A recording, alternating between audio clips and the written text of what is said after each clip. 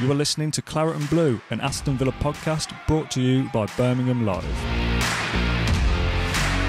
Since we lost James Rushton from the podcast, I've really missed his hot takes and chatting to him about the Villa on the show. Fortunately, he now writes a newsletter called House of V, and it's absolutely brilliant. So much so, I asked Rushton to record his latest chapter as a voiceover for this video, and trust me, it's well worth 5 minutes of your time.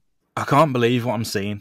Not really. If you had told me that Villa would be in consideration for a European spot after our opening day loss at Bournemouth, I'd have called you a liar. If you had told me that Ollie Watkins would challenge Europe's best strikers after the last World Cup, I'd have asked you about your drug dealer. If you had told me that UNAI Emery's villains would steamroll through an incredibly decent Newcastle side and have us dreaming of, at a push, snatching 4th place, I'd have told you to f off. When Tyrone Mings hauled Callum Wilson to the floor in the dying seconds and the final whistle screeched out and hi-ho silver lining faded in, I honestly couldn't really grasp what had happened. Aston Villa had smashed a very good team at home. They'd made them look like children. It was pointless for them even turning up. Such was the manner of victory. To say that about this Newcastle side is mind-blowing, and Villa pulled it off in a way far from the norm. They didn't shut down or suffocate Toon. They didn't steal a goal and ride out the storm. They smashed the ball down Newcastle's throat. Villa were the storm. It was a day Emery's Villa made a statement, and at the end of a long week where there was much debate about the manner of Villa's quote-unquote overperformance since Emery's arrival, after their sheer underperformance under Steven Gerrard, it really seemed like the irony gods were listening in. Villa slapped Newcastle around something silly, and the crowd were there for it. Stood up all game, frothing for goals, backing every Watkins run, every Martinez save, every Mings header. They knew that something special could happen if they urged their villains onto it, just maybe. Emery's boys took note of that atmosphere quickly. They didn't ever look back. Alex Moreno, to the tune of Viva Moreno, was rampant down the wing, as were Emi Buendia and Watkins. Even John McGinn, who's shown Dan Burn that he was that guy. Leander Dendoncker made the absence of Boubacar Kamara look almost a positive with his commanding midfield play. Of course, Jacob Ramsey got in on the action. He showed his grit, grabbed his goal, and he even one-upped his high-flying younger brother a day after Aaron's incredible performance, one of many for Middlesbrough against Norwich. How about that around the family dinner table?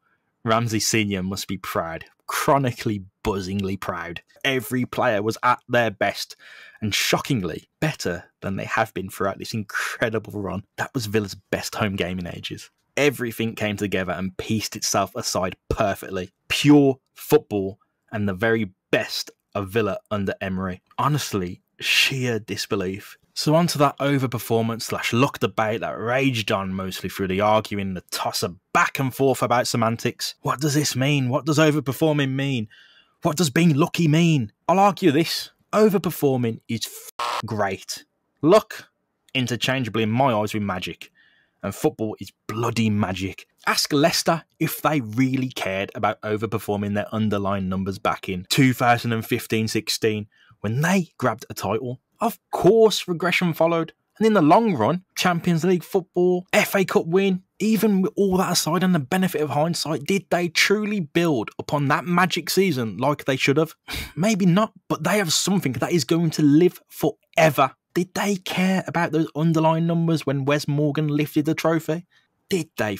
If there was ever a time for Villa to overperform, it is right now, when the rest of the top 10 have seemingly decided to themselves. When the season is going to run out of chances for Villa to simply stop playing as they are. When the chances for them to be found out erode away. Emery has made Villa into a team that have barged into the conversation for any European place. I don't feel that any of this conversation or debate about luck and overperformance or whatever takes away from what Emery has performed at Villa. He's corrected that weirdness of the Gerrard regime. He's made good on the need to avoid a relegation battle that honestly looks right now like it is going to consume almost half the Premier League. He's made that mid-table side exactly that and more, so much more. He's Villa's best decision in ages. If he's to have a little shot at insert European competition here, then that is that. The job for the season is essentially done and dusted.